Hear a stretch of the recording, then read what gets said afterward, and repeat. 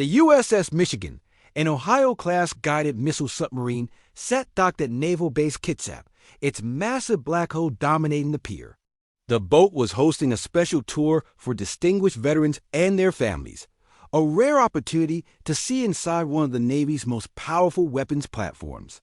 Security was tight, with credentials verified at multiple stages. Lieutenant Commander Jake Morrison stood at the gangway, checking credentials as guests arrived. At 32, Morrison was the submarine's executive officer, responsible for both operational readiness and protocol. He took his duties seriously, perhaps too seriously according to some of his crew. If you're wondering where this story leads, hit that like button and comment if you think some veterans carry credentials that transcend paperwork. An old man approached the gangway, maybe 80 years old, walking with a cane. He wore a simple sport coat over a polo shirt. Around his neck hung a visitor lanyard, marking him as part of the tour group. But when Morrison checked his tablet, he frowned. "Sir, I need to see your identification." "Your name doesn't appear on my list." The old man produced a military ID card identifying him as Captain Robert Chin, USN retired. Morrison examined it skeptically. "Sir, this shows submarine qualification, but you're not on our approved guest list. I need to verify your credentials with base security before I can allow you aboard." The old man smiled patiently. "Son, I understand procedure, but I assure you I'm authorized. Admiral Patterson personally invited me." "Perhaps there's been an administrative error." Morrison's expression hardened. "Sir, with respect, I can't allow anyone aboard without proper verification, regardless of who they claim invited them. Protocol exists for a reason." He called over a petty officer. "Please escort Captain Chun to the security office for credential verification." The old man nodded graciously, understanding the lieutenant commander's position. As he turned to leave, a voice called out from the pier. "Belay that order, Lieutenant Commander. Now, before we continue, if this story has you captivated, please subscribe and turn on notifications. What happens next will change everything." Rear Admiral Thomas Patterson strolled down the pier, his two-star insignia gleaming. Every sailor snapped to attention. Morrison saluted sharply. "Admiral on deck." Patterson returned the salute, then walked directly to Captain Chun, his stern expression transforming into a warm smile. "Bobby, you made it. I was worried you might have gotten lost." The old man chuckled. "Tom, I could find my way to a submarine dock blindfolded." The Admiral turned to Morrison, who stood frozen. "Lieutenant Commander Morrison, I'd like to introduce you to Captain Robert Chun. He is one of the original officers who commissioned the USS Ohio in 1981.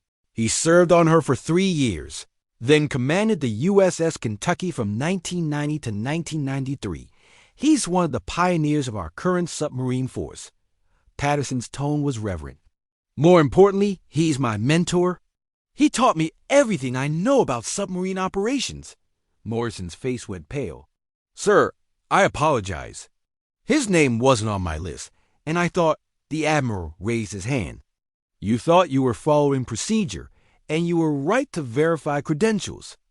Captain, Chun S. visit is classified under a different authorization because he is here as a technical consultant for NAVSEA. He's evaluating our new fire control systems." Patterson looked at Captain Chun with admiration. "What Lieutenant Commander Morrison doesn't know is that you wrote portions of the manual his crew uses every day. The tactical doctrine for submerged launch operations? Captain Chun developed it. He's forgotten more about submarine warfare than most of us will ever learn." The old man waved his hand dismissively.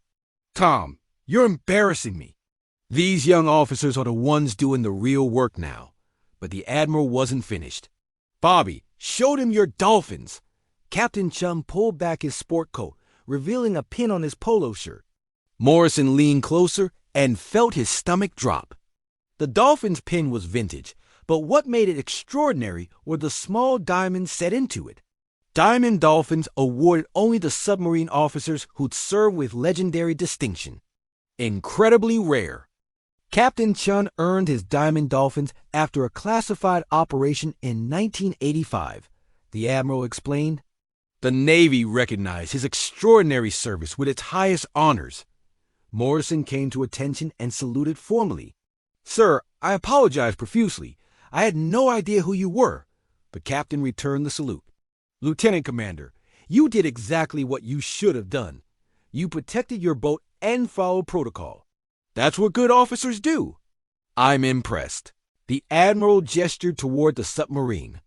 "Bobby, I'd like you to lead the tour today. These guests and my crew could benefit from hearing from someone who helped define submarine operations." Captain Chun nodded.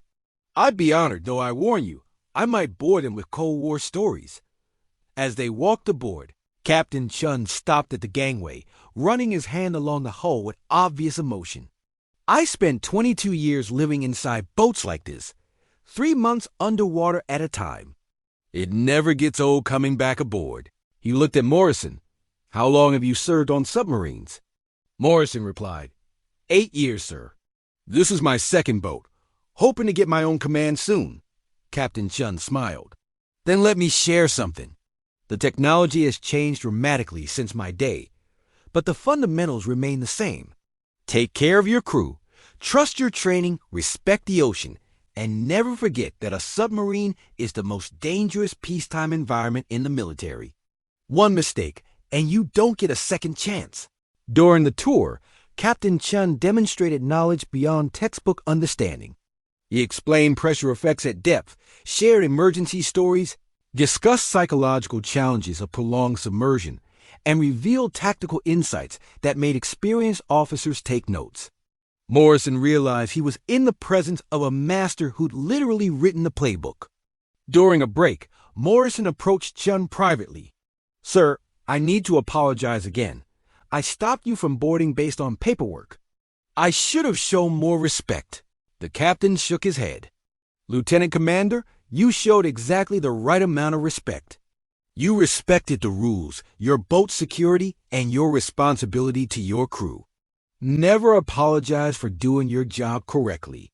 I respect you more for stopping me." He placed a hand on Morrison's shoulder. "The best officers are the ones who follow procedure even when it's inconvenient, even when someone important wants an exception.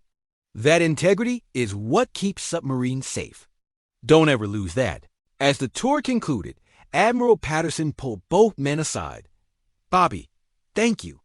These sailors needed to meet you, needed to understand the legacy they're part of." The captain nodded. "It was my pleasure. This crew is impressive." The Admiral turned to Morrison. "Lieutenant Commander, what happened today was a teaching moment. You followed procedure correctly, which is commendable. But you also learned that sometimes the most important people don't look important, don't demand special treatment, who respect protocol even when they're exempt from it. That's the mark of true leadership. This story reminds us that credentials aren't always obvious, that the most accomplished people often present themselves humbly, and that following procedure is never wrong. It reminds us that every veteran carries a history we can't see, that expertise doesn't announce itself, and that respect should flow in all directions. If this touched your heart, please share it. Drop a comment about a time you discovered someone's hidden expertise. Let's honor those who serve with distinction, but walk among us without fanfare. Thank you for watching, and remember, the person you stop at the gate might have built the gate.